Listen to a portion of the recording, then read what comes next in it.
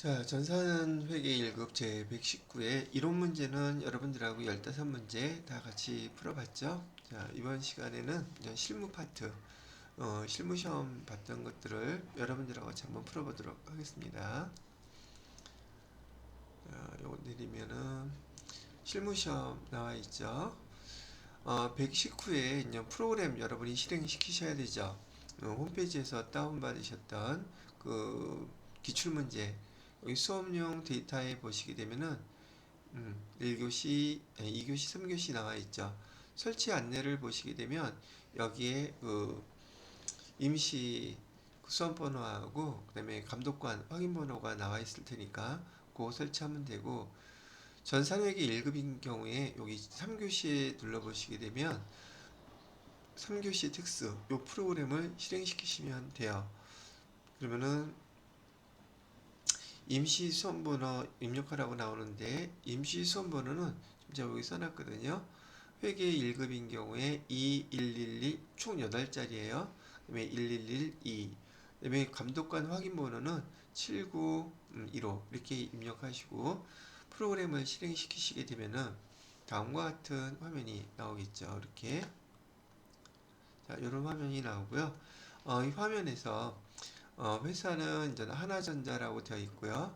여러분들의 그 수험자 이름 쓴 거, 그다음에 수험 번호, 그다음에 문제 유형 선택하는 거 있죠. 유형 선택하셔서 확인해 주시면 되겠습니다. 119회 전산회계 1급 실기 프로그램이라는 것도 나와 있죠. 이렇게 확인돼서 여기 설치를 끝내시면 돼요.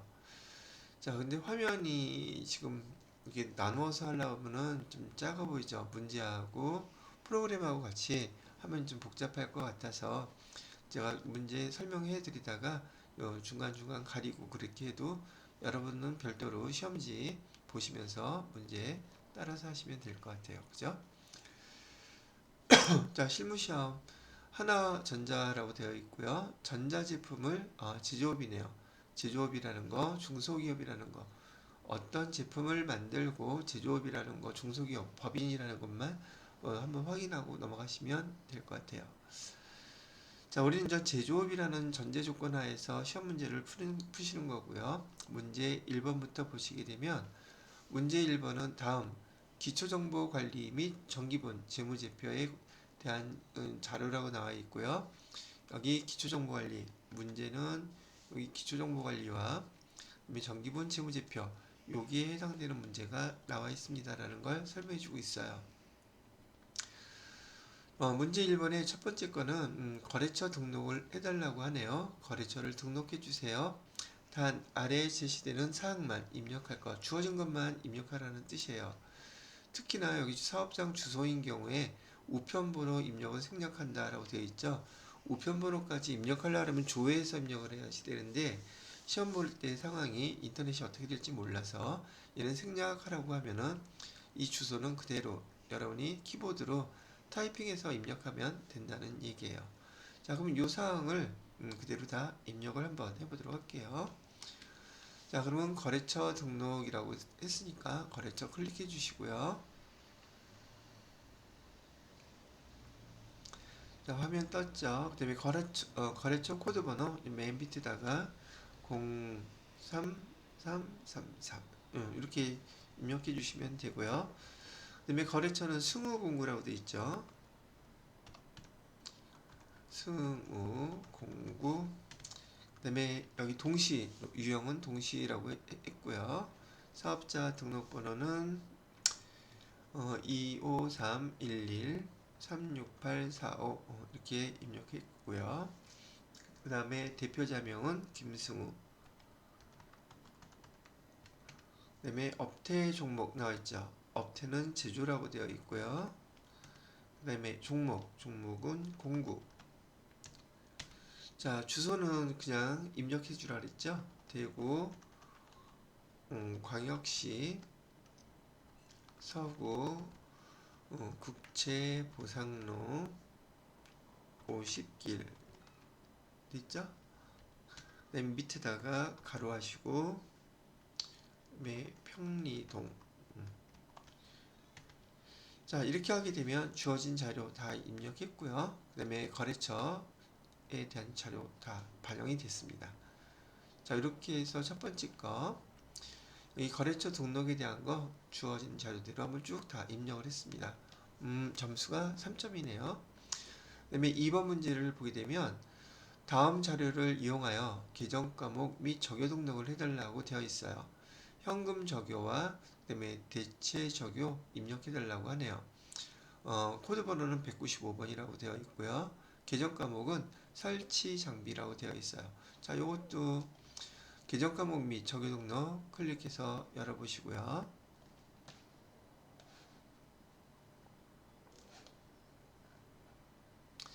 자, 그 다음에 코드 번호 195번이라고 했으니까 여기 코드 번호 146, 175 여기 있으니까 여기서 140, 195번이라고 그랬죠? 쭉 내려보시면 여기 있네요. 195번 설비 장치라고 되어 있고요. 유형자산에 해당되는 거였었네요. 뭐만 입력해달라 그랬냐면 현금 적요하고 그다음에 대체 적요 하나씩 입력해달라 그랬어요. 현금 적요란에다가 1번 이렇게 입력하시고요. 그다음에 인테리어 비용 현금 결제 첫 번째 거 끝. 두 번째 대체 적요에다가는 인테리어 비용 미지급 이렇게 해달래요.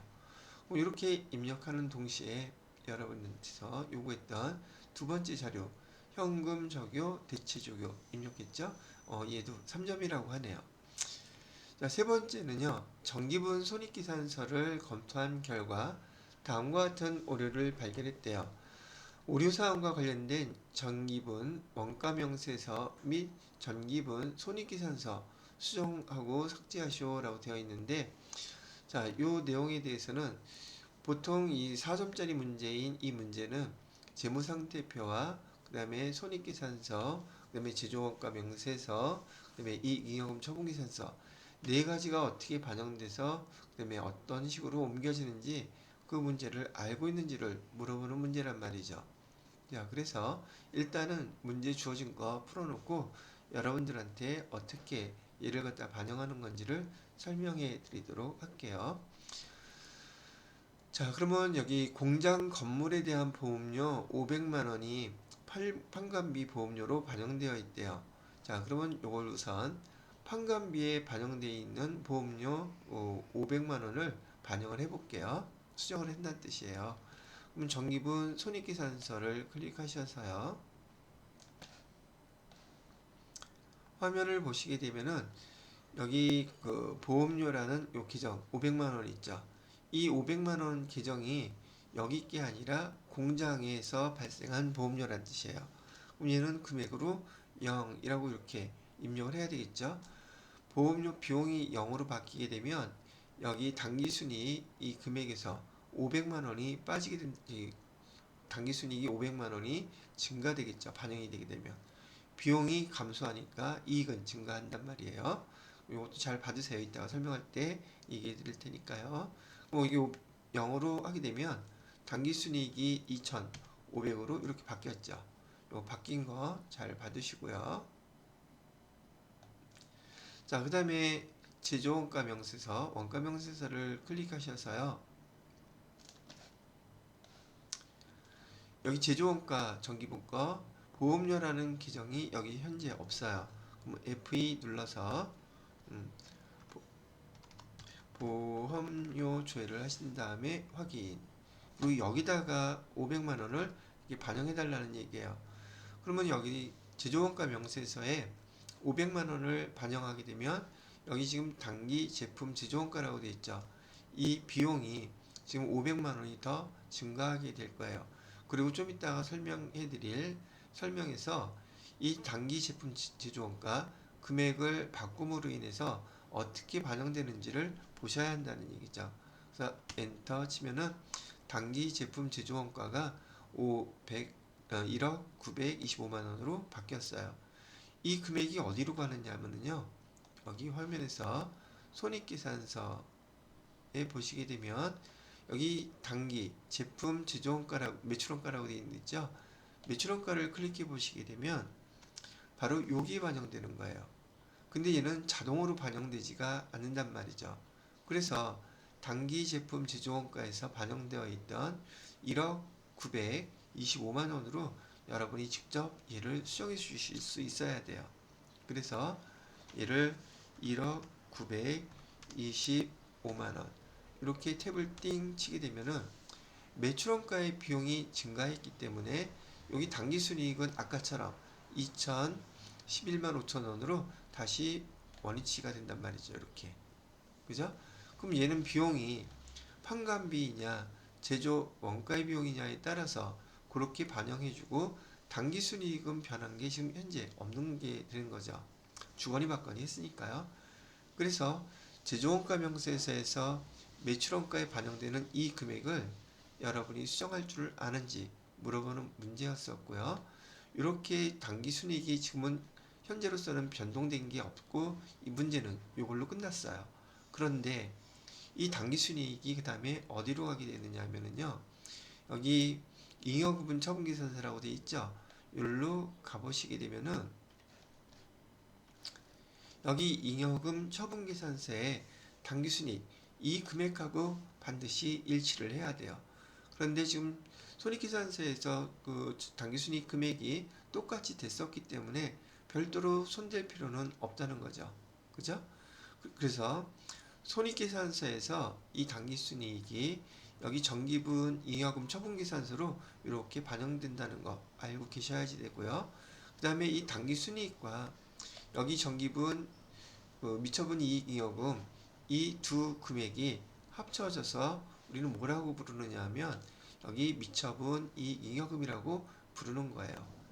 그러면 이 결과 만약에 손익계산서에서 이 금액이 바뀌었다면 수정이 됐다면 당연히 이하고 미처분 이익 잉여금하고 더해진 금액이 합쳐져서 이 미처분 이익 잉여금 얘도 바뀌어 있겠죠. 뭐 여기서는 현재는 바뀌어 있지 않지만요. 이 금액이 어디로 가는지를 아셔야 된다는 얘기죠. 이 금액은 재무상태표로 가요. 재무상태표에 그 자본계정에 2월 이익 잉여금 이런 계정으로 바뀌게 되어 있단 말이죠. 금액은 똑같아요. 근데 잉여금 처분계산서에서 불리는 이 명칭은 아직 주주총회를 통해서 처분된 금액이 아니고 내년에 재무상태표에 바로 옮겨가서 반영되는 금액이기 때문에 대체되는 금액이기 때문에 재무상태표에서는 이 똑같은 금액을 2월 이익 잉여금이라고 부르는 거예요. 여기 3,284만 5천 원이 제가 다시 조회를 해서 재무상태표를 보시게 되면은 여기 재무상태표에 똑같은 금액으로 2월 이익 잉여금 이 금액으로 이렇게 반영이 된다는 것이죠. 그래서 이 금액이 여기까지 이렇게 온다라는 것을 알고 계셔야지만이 이 관련된 문제들을 그나마 여러분이 하나하나 수정해 가면서 맞추실 수 있는 문제예요. 요 옮겨 다니는 잔액을 여러분이 잘만 기억하시게 되면 이 문제 푸는 데는 15점은 풀어요. 그리고 점수가 무려 4점짜리란 말이죠. 여기 그죠? 그래서 이 파트를 이렇게 기억을 해주시면 되겠습니다. 자, 문제 1번은 여러분하고 같이 해봤고요. 이제는 문제 2번을 보도록 할게요. 문제 2번은 여러분들한테 일반전표 입력에 대한 회계 처리 문제를 내고 있죠. 자, 날짜를 보니까 7월 29일로 되어 있고요. 7월 29일 날 6월 27일에 왕창 중고차에 화물 차량을 1,100만원에 처분하고 받은 약소금 만기가 돼서 보통예금으로 입금이 됐다고 얘기를 하고 있네요. 그러면 보통예금이 입금됐으니까 여러분들은 분기할 때 차변에다가 보통예금이라고 쓰겠죠. 보통예금 1,100만원 이렇게 쓰실 거고요. 그 다음에 우리가 차를 팔았을 때 대변에 미수금이라고 해놨을 거 아니겠어요? 그래서 미수금 거래처 어딘지 써주시고요. 금액을 1100만원 이렇게 쓰시면 된다는 얘기예요. 그쵸? 자, 그래서 여기 화물 차량 팔고 미수금으로 해놨던 거 아마 모르긴 몰라도 6월 27일 거 전표 조회하게 되면 미수금이라고 이렇게 돼 있을 거예요. 자, 한번 보도록 할까요? 일반 전표 입력 클릭해 주시고요. 날짜는 6월 27일 거를 조회해봐요. 자, 여기 보시게 되면 미수금에서 왕창 중고차 약속금으로 받은 거 미수금 여기 1100만원 되어 있죠. 저기 우리가 상품이나 제품을 판매하고 또는 원재료를 사오고 어음을 이렇게 받은 것이 아니라면 어음을 받았다 할지라도 이거는 상품이나 제품 이외의 것을 팔고 우리가 어음 받은 거잖아요. 그러면 받으럼 이렇게 쓰시면 안 돼요. 받으럼이라고 쓰는 경우는 우리의 상품이나 제품을 팔고서 어음 받았을 때 그때 받으럼이라고 쓰시는 거고, 그 이외의 것을 팔고서는 이렇게 약속어음 받으면 미수금이라고 쓰셔야 돼요. 돈을 못 받았을 때도 미수금, 약속어음으로 받았을 때도 미수금이라고 쓰셔야 된다는 얘기죠. 자, 그래서 이렇게 된 상황을 7월 29일 날 차변에 보통예금으로 입금이 됐죠. 1100만원. 그 다음에 대변에다가는 미수금, 그 다음에 거래처는 왕창 상사라 그랬었죠. 왕창 중고차 이렇게 해주시고 1100만원 이렇게 쓰면 첫 번째 일반 전표 입력 문제가 해결됐다는 얘기죠. 자, 두 번째 문제를 보면은 두 번째 문제는 8월 31일 영업부 직원의 영업부, 여러분들 여기 회계 1급 이후부터는 영업부인지 또는 공장과 관련된 것인지, 즉 500번대, 800번대를 구분을 해서 기정을 선택하셔야 하기 때문에 반드시 문제 읽으면서 영업부인지 관리부인지 구매부인지 그다음에 공장 생산부인지 그런 거 꼭 동그라미를 쳐놓으세요.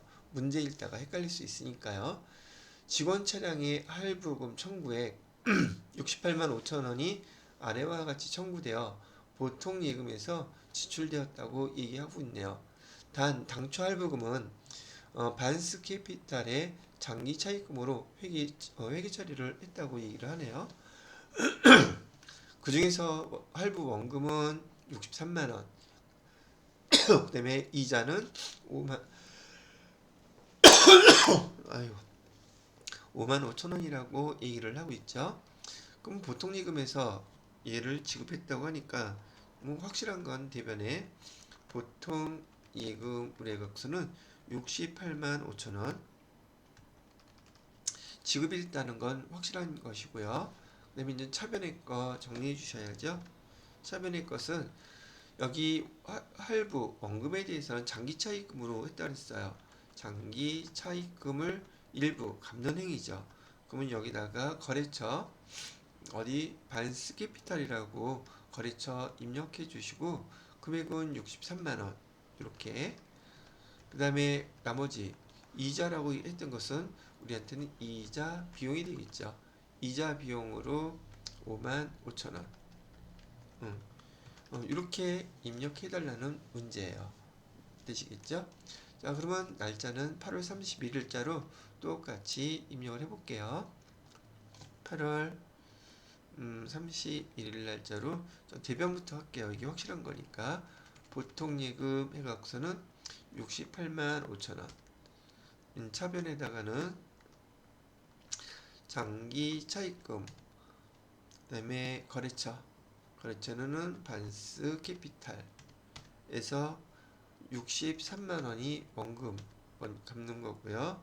그 다음에 나머지 금액은 이자 비용이라고 그랬죠. 이자 비용은 5만 5천원. 예, 이렇게 입력해 주시면 두 번째 문제도 마무리가 된 거예요. 되셨죠? 자, 그 다음에 세 번째 문제를 보도록 할게요. 세 번째 문제는 9월 11일 거래고요. 여기 제조부라고 나왔네요. 직원들이 대한 확정급여형 퇴직연금 납입액 300만 원을 보통예금 계좌에서 이체 납입했다고 되어 있죠. 그럼 얘도 마찬가지로 이체했으니까 대변에다가는 보통예금 하실 거고요. 300만원. 그럼 차변 거만 정리하시면 되겠죠. 차변에는 확정급여형인 경우에는 여러분들이 지금 확정급여형은 퇴직연금 운용 자산이라는 기종으로 기록하기로 되어 있다고 배우셨을 텐데, 이 확정연금, 퇴직연금 운용 자산이라는 요 기종을 갖다가 보통예금이나 당좌예금처럼 정기예금이나 정기적금처럼 외부 금융기관에다가 저축을 해놓는 통장이라고 생각하시면 돼요. 그 통장의 이름이 퇴직연금 운용자산이에요. 이렇게 확정 급여형인 경우에는 통장에다가 그냥 예치를 보통예금에서 예치해서 저축을 해놓는다, 이렇게 생각을 해 놓으시라는 얘기죠. 확정 급여형, 영어로는 DB 플랜이라고 보통 얘기를 하거든요. 그래서 확정급여형인 경우에는 외부 금융기관에 이체할 때 퇴직연금 운용자산이라는 통장으로 이체를 한다, 이렇게 기억을 해두시면 되겠고요. 보통 시험 문제에서 회계 1급 또 세무 2급에서 많이 나오는 것 중에 확정 기여형 있었죠. 확정 기여형은 DC형이라고도 불러요. 얘 같은 경우에는 회계 1급부터는 차변에 여기 퇴직금을 갖다가 직원들에 대한 퇴직금을 이체할 때 공장에 있는 직원들과 그다음에 사무직인 본사 직원들을 구분하잖아요. 그래서 얘는 비용 처리를 하고 끝내는데, 퇴직급여라는 기종으로 500번대 퇴직급여로 얼마 했다고 나오고, 그 다음에 똑같이 퇴직급여라고 처리하고 800번대 퇴직급여, 얘는 판관비라 그래요. 글로 쓸 때는 500번 때는 제조경비, 그다음에 판관비는 800번 때는 판관비, 이렇게 말로 구분을 하거든요. 이렇게 얼마. 그래서 확정급여형일 때 지금 시험 문제를 출제를 했기 때문에 여러분은 회계 처리를 이렇게 하시면 되겠고요. 또 문제에서 확정기여형으로 처리하라 그럴 때는 비용 처리를 하기 때문에 요 금액만, 여기 기정만 구분해서 500번대 800번대 구분해서 입력해 주시면 퇴직연금과 관련돼서는 외부 금융기관에 이체했을 때 어렵지 않게 이렇게 해결하실 수 있겠다 싶은 거죠. 아셨죠? 간단하게 한번 정리만 해드렸어요. 자, 그럼 9월 10일 날짜로 9월 11일 날짜로 차변에다가 퇴직연금 운용자산이라고 나와 있죠. 퇴직연금 운용자산을 갖다가 만약에 얘도 통장이기 때문에 어디 은행이라고 아니면 증권회사라고 알려주면 거래처를 써주는 게 좋겠죠. 근데 여기는 지금 없어요. 그래서 퇴직연금 운용자산에서 300만원 해주시고, 대변에다가는 보통예금에서 이체했다 그랬죠.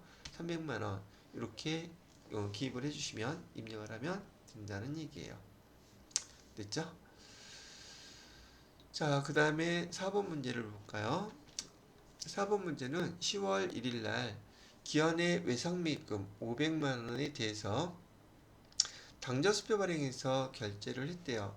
결제일 현재 당좌 예금 잔액이 400만원 밖에 없네요.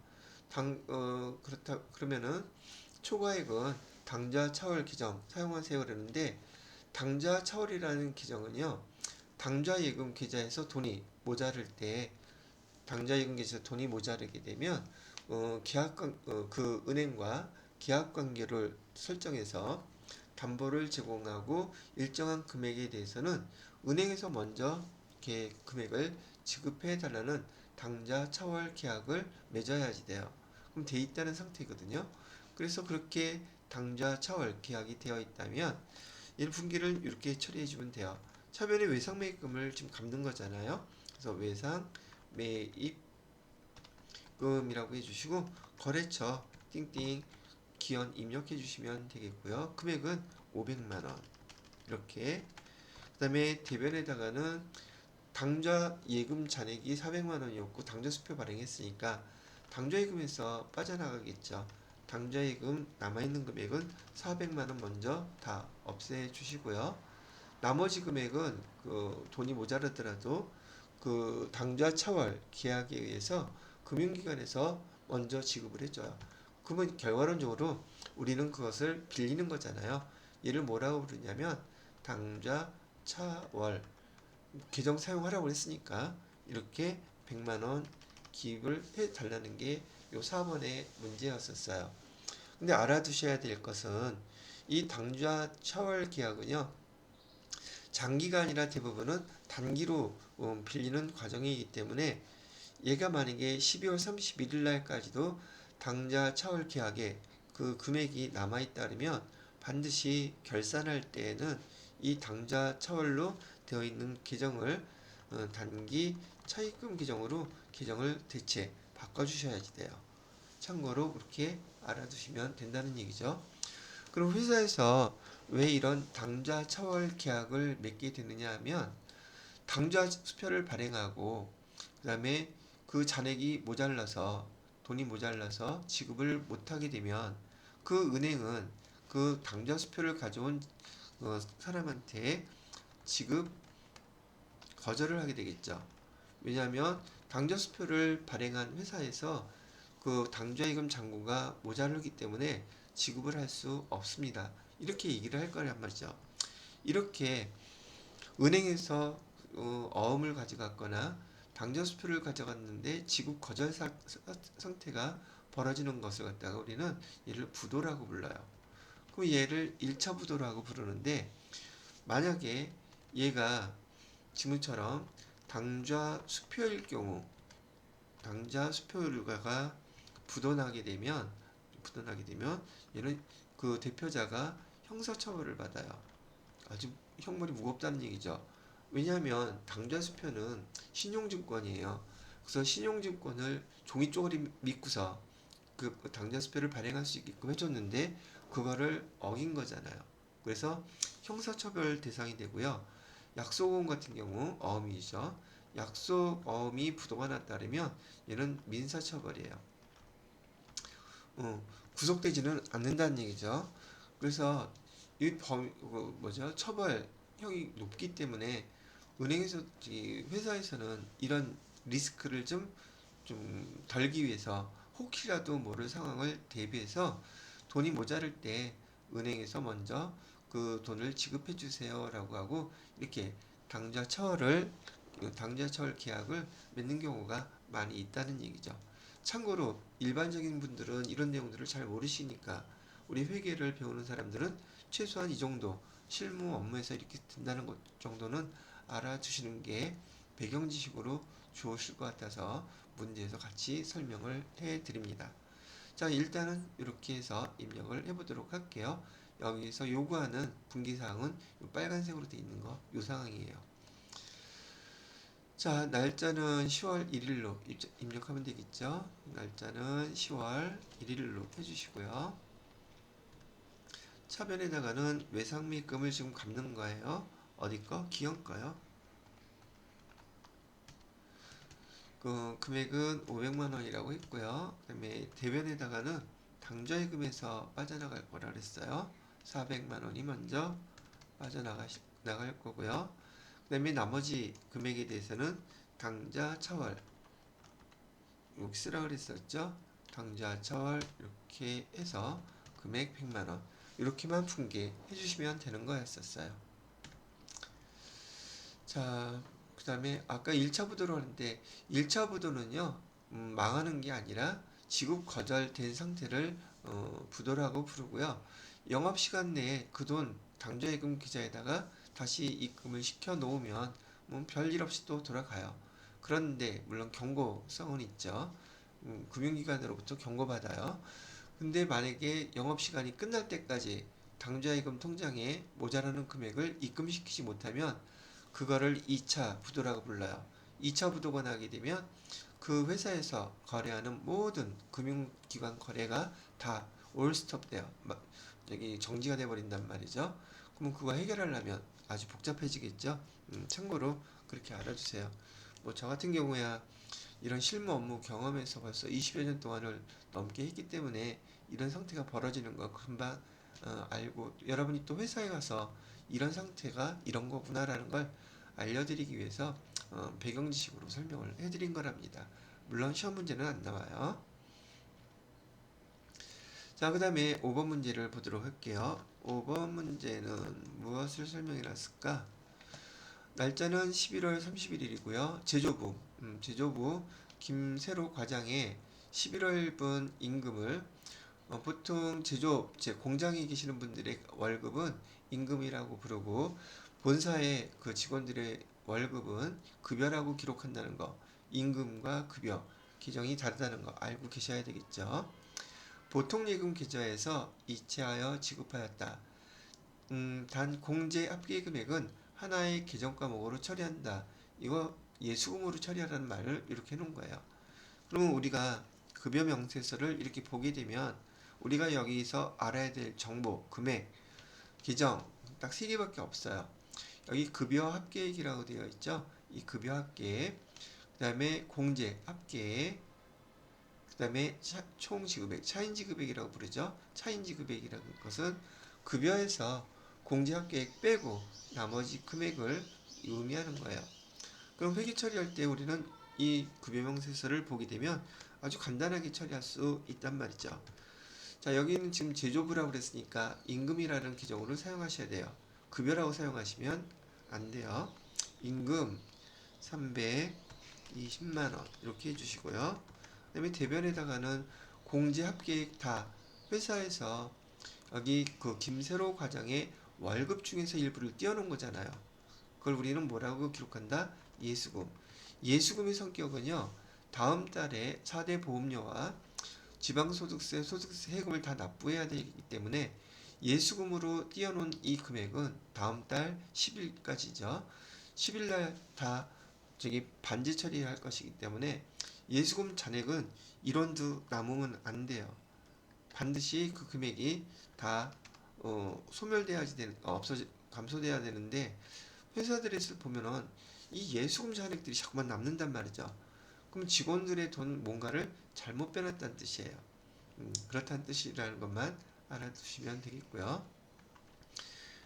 그래서 나머지 금액은 보통예금 계좌에서 이체했다고 하니까 여기 이체한 금액 283만 6,100원 이렇게 분기를 해달라는 게 요 문제였었어요.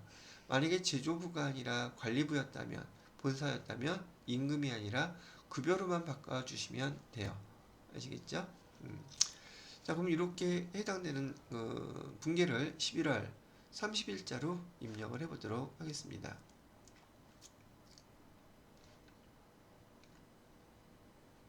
날짜는 11월 30일.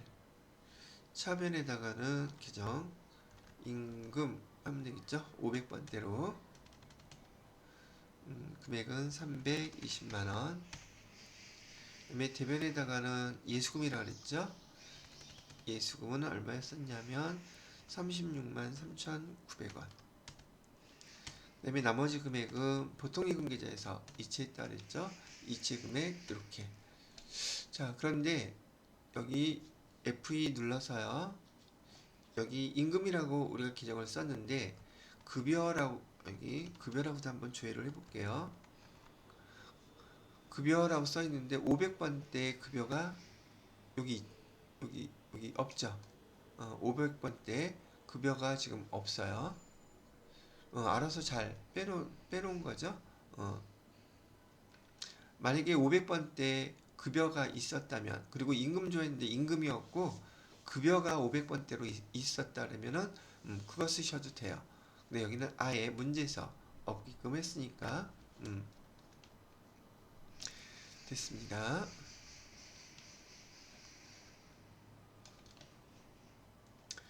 자, 그 다음에 6번 문제를 보니까 6번 문제는 어떤 문제인가?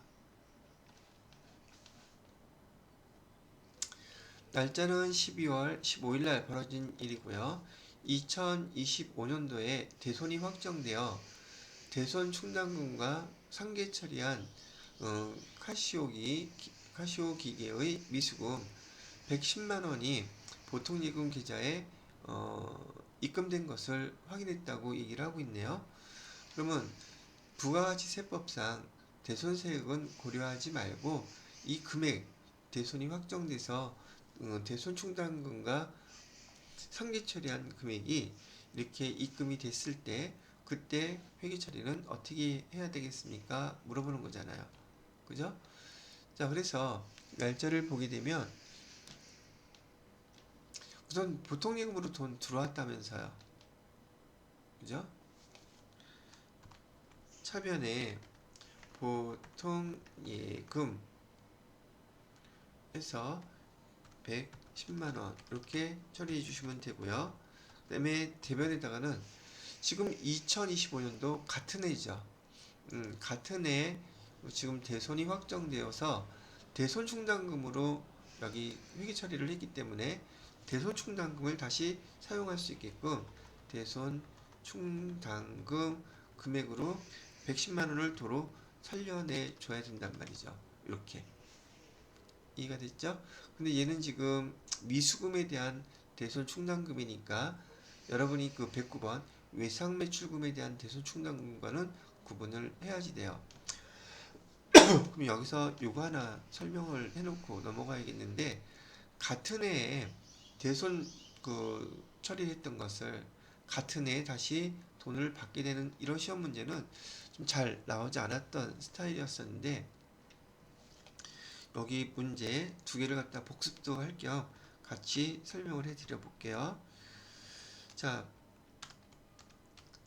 2025년도에 지금 이 문제 같은 경우에 차변에 우리가 받을 돈 미수금이 있었단 말이죠. 미수금이 있었는데 얘를 지금 거래처가 등등돼서 대손이 확정돼서 이 미수금 못 받겠다고 대손 충당금 있었던 설정되어 있던 금액 중에서 110만 원을 이렇게 대손 충당금으로 처리를 해 놓은 상태예요. 그 다음에 미수금 110만 원 못 받게 됐다고요. 이 경우는 대손 충당금이 미수금에 대해서 대손 충당금이 충분히 있었기 때문에 대손 충당금으로 다 설정해서 없애버린 거예요. 근데 만약에 대손 충당금이 50만 원밖에 없었다고 한다면 만약에 대변에 대손 충당금 사용할 금액이 50만 원밖에 없었어요. 그렇다면 나머지 금액은 여기 미수금일 경우 대손상각비라고 쓰지 않고요. 기타의 대손상각비라고 쓰는 거예요. 그럼 60만 원은 이렇게 기타의 대손상각비 기종으로 처리를 했겠죠. 여기 미수금 대변에 없애는 건 똑같고요. 이 두 가지 경우를 설명해 드리는 거거든요. 미수금 이렇게요. 그래서 여기서 설명할 것은 미수금에 대한 대손 충당금이 충분해서 이렇게 처리한 경우, 그 다음에 대손 충당금이 일부밖에 안 돼서 나머지 금액은 기타의 대손 상각비 비용까지 포함해서 처리한 경우, 이 두 가지가 될 수 있단 말이에요. 그런데 지금 문제에서처럼 2025년에 지금 12월 15일 날 이렇게 대손 처리했던 그 미수금이 입금이 됐대요. 차변으로. 그래서 보통 예금으로 해서 여기 110만원 이렇게 입금이 된 걸 처리를 했고 지금 여기서 요구하는 것처럼 문제에서는 다 대손 충당금으로 처리했다 그러잖아요. 대손 충당금으로 110만원 이렇게 처리한 거예요. 그런데 만약에 대손 처리가 대손 충당금과 기타의 대손 상각비로 이렇게 처리가 된 상황이면은 여기 똑같이 회계 처리할 때도 앞에서 처리했던 방식대로 그대로 처리해 주셔야지 돼요. 그래서 여기 두 번째로 이 상황으로 대손을 갖다 처리해서 없앴다 그러면은 대변에 대손 충당금 50만원 앞에서 처리했던 건 다 취소시킨다고 생각하시면 돼요. 같은 해 벌어졌을 때에는. 기타의 대손 상각비 60만원. 앞에서 같은 해에 벌어졌을 때는 앞에서 대손 처리했던 거하고 똑같은 방법으로 다시 입금됐을 때 똑같은 방법으로 이렇게 살려줘야 된단 말이죠. 근데 시험 문제 보편적으로 많이 나왔던 문제는 뭐였느냐 하면요. 2026년에 예를 들어서 10월 15일 날 보통예금 통장으로 차변으로 보통예금 110만원 이렇게 입금이 됐다 그러면 전년도 전기에 대손 처리한 금액이 그 다음에 이렇게 입금이 되잖아요. 그럼 대변에다가는 전기에 대손 처리한 거 이 방법이 됐던 이 방법이 됐던 이런 거 다 신경 쓰지 않아요. 그냥 무조건이에요. 대손 충당금으로만 써야 돼요. 이런 시험 문제가 주로 많이 나왔었어요. 그래서 이런 시험 문제를 주로 냈었는데 같은 해 이렇게 대손 처리하고 같은 해에 다시 입금이 됐다면 앞에서 대손 처리했던 거하고 똑같은 회계 처리 방식으로 처리를 해줘야 된다. 이걸 기억하라고 얘기하는 것이죠. 요 밑에 거는 전기 대손 처리한 금액이 다음에 이렇게 입금이 됐다 그러면 대변에다가는 항상 뭐를 기록해야 된다? 무조건 대손 충당금이에요. 이런 거 상관없어요. 자, 그래서 여러분들한테 필요한 것들도 다시 한번 설명을 쭉 해드렸고 여기 6번 문제에서 여러분들한테 요구하는 회계 처리는 요거예요. 자, 그럼 그대로 12월 15일 날짜로 입력을 해볼게요. 12월 15일 날짜로 차변에는 보통예금 입금된 금액은 110만원 대변에다가는 대손 충당금. 여러분 대손 충당금 여기 미수금에 대한 거라 그랬어요. 그러면 미수금 요거 대손 충당금 있죠? 요거 선택해 주셔야 돼요. 외상물실금 미수금 선택하면 틀리셔요. 코드 번호가 다르기 때문에. 자, 이렇게 입력을 해 주시게 되면 6번 문제에 대한 것도 마무리가 됐다는 얘기예요. 자, 문제 3번부터는 전 부가가치세와 관련되어 있는 메인 매출 전표 입력이죠.